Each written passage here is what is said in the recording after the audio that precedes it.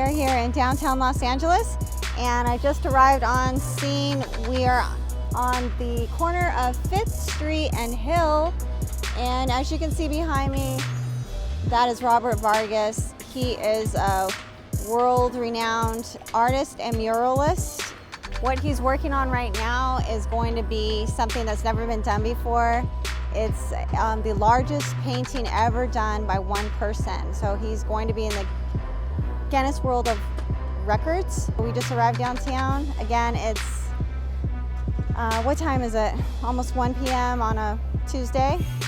So we're going up on a Tuesday. But he just came down from his painting platform. I mean, just to get on the side of the building and do that and just dedicate your life and your work to beautifying and adding art to, you know, this arty, great city, Los Angeles, I think is so awesome of him. And here he is right here. Hello, hi Robert Vargas. Hey, how's it going? Good. I was just letting everybody know that what you're working on and how it's going to add so much to the city of Los Angeles. What inspired you to just work on the largest painting in the world? Well, I'm born and raised here in Los Angeles, so all the work that I do here in LA, I feel very parental about it, you know, about how, what message I'm putting out, and how I want to reach the demographic. LA is such a melting pot of all kinds of just diverse cultures and people that this mural is kind of an allegory of not only the history of Los Angeles, but where we're going as well. And I've been able to get a few friends of mine to participate and be a part of the creative process, and it's been a journey. It's great to be painting up there and just see people kind of sharing it on and following on social media who also feel very connected to the piece. Yeah, I saw you had Nikki Sixx come down here a couple days ago. Yeah. So he's probably one of the few people of your long list of friends that are celebrities. It looks like you guys had so much fun when he was out here. Yeah, we did. Nikki's an amazing creative, someone who just is inspiring, just artist, is someone who's just nonstop, always creating, finding new mediums to express himself, and that's something that I value in my own work. So I thought he'd be the perfect figure to describe the kind of creative spirit of Los Angeles and celebrate that. And also I've had Oscar De La Hoya up here, and Oscar is part of the Olympic committee that's bringing the Olympics back to LA in 2028. That is great. And it'll be our 3rd time hosting, and LA's legacy in the Olympics is pretty significant, and he's also from my side of the track, so that's pretty cool. Yeah, no, I love, you know, like I said, I've watched a few of your interviews, and what you give back as far as to the community and to, you know, just the normal people that live around here. And I love that you embrace them, and I know you've touched so many people, especially, you know, people that aren't as fortunate as other people that live around here. But can you tell me why you decided to call the painting Angelus?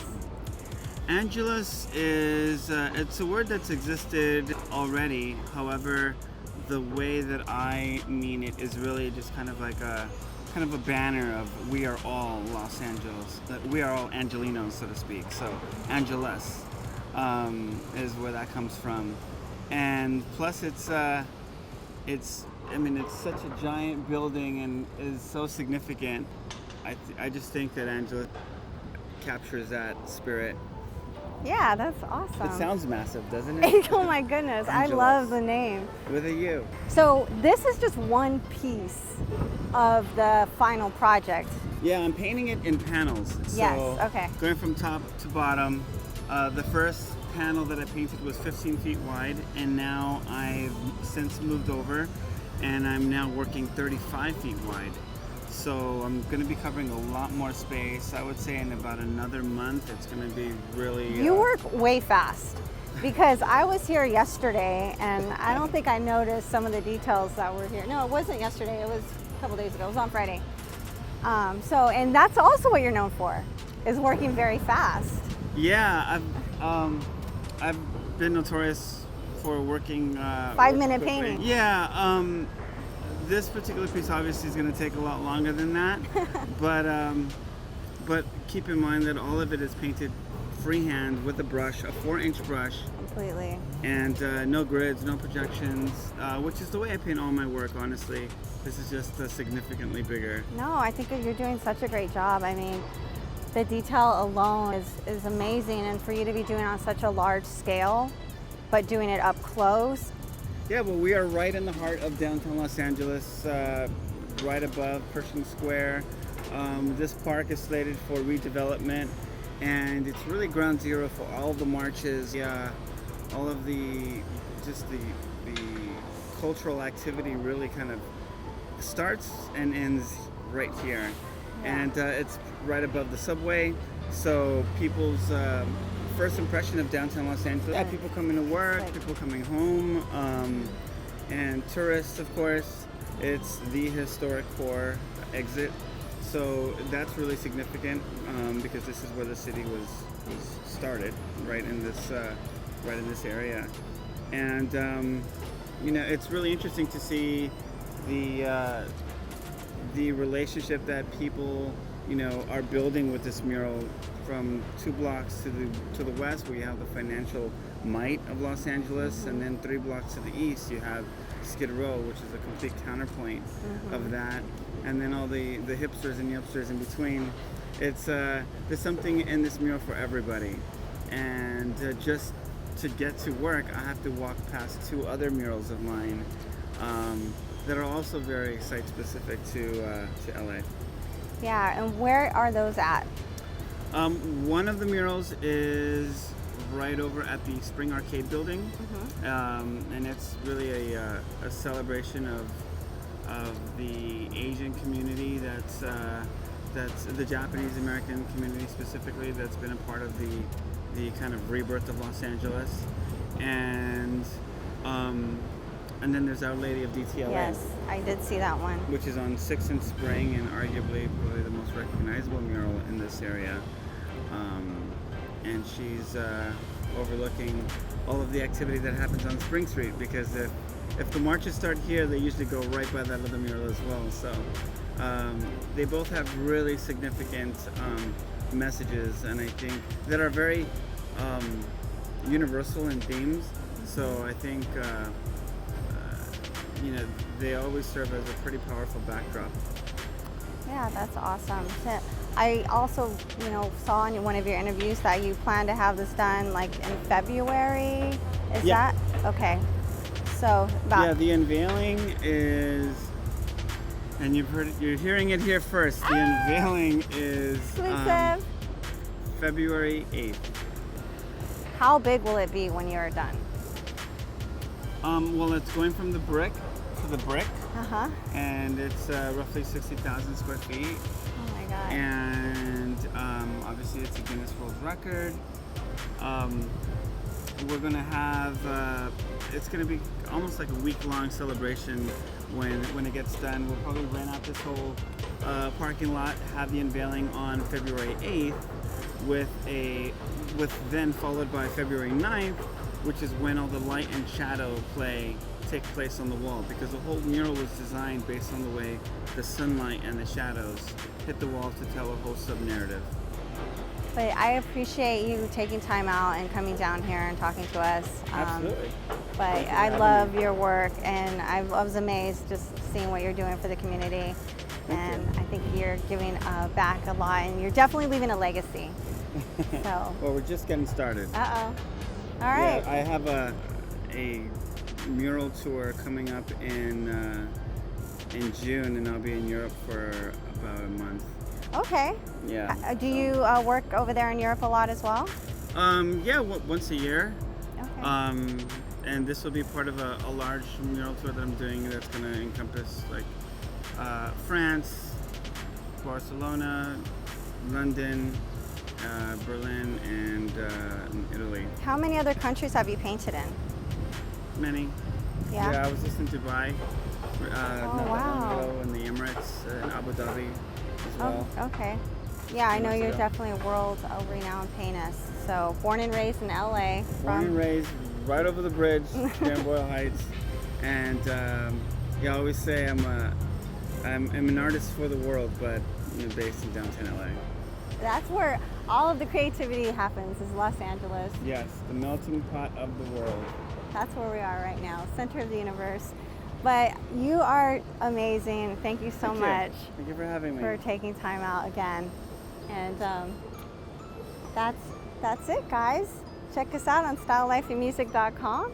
And follow me on Instagram and Twitter, the Robert Vargas. Catch us here every day at the corner of 5th and Hill Street in downtown Los Angeles. Yeah, you could take the red line right to the exit right here, and it'll take you walking up the stairs. It's an awesome sight just to see it up close. So definitely encourage you guys to come do it. Come see it for yourself. So what do you think about the progress right now? What do you think about the progress? I love that you extended the body, because I didn't see that part when I came here last time. Yeah, no, it's starting to move faster. Oops, sorry. And then who's this baby right here? This is a Tongva Indian girl, and the Tongva Indians are the original natives to inhabit the LA Basin. Mm-hmm. So to tell a story of Los Angeles, you really have to start at the beginning. What's interesting about the placement of this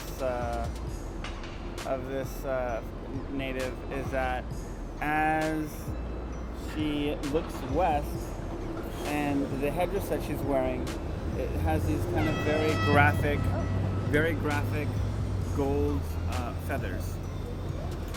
And when the shadows come in on February 9th, it will form a pyramid right where her headdress is, and then the design on her headdress becomes the steps of the Pyramid of the Sun in Teotihuacan, and then the feathers become sun rays.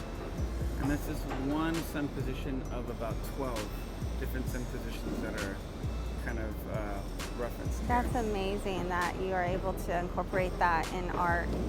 I think that just speaks to, your creativity, but also, your brilliance. This project came together 4 years ago, and I've been designing it over the last 4 years, based on the way the sunlight and shadows hit it. Mm-hmm. And this really came about from a conversation with me and the developer.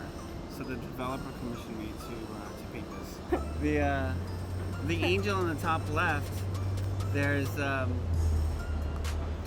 should preface it by saying so much has been said about some of the celebrities that I have that are involved in this mural. There is also a representative of the community to the top left. That angel is actually a homeless woman that hangs out here at this intersection that I see every day. I saw that. So I've incorporated her into the mural with her permission, of course. Felt like here's someone that doesn't have much hope, could now be like the face of hope. That is just so inspiring, and I hope that, and I know when this piece is done, like the effect it's going to have on the city and the culture, and just you're really bringing that ambiance here and making it visual. Thank you. Making a visual of it.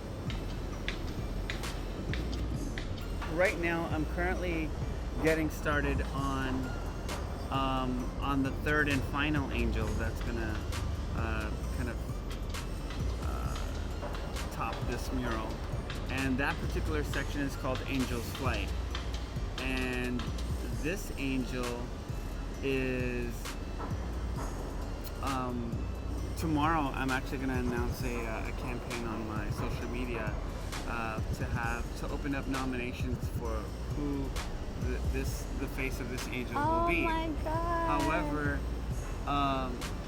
the caveat is that I want to open this up to the kind of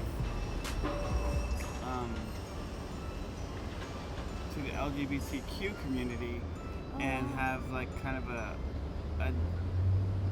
non-gender conforming representative as this angel. When I think about angels, I don't typically think gender, whether they're a man or a woman. They're just these beings of light. And I that this would be a great way to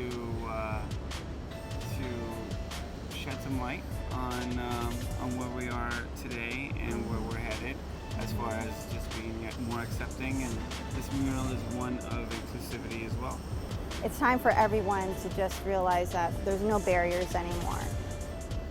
So that's definitely, I think what you're doing, that's real true forward thinking.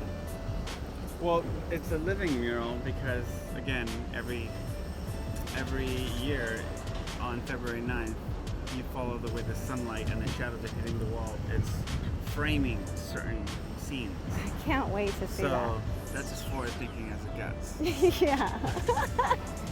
Yeah.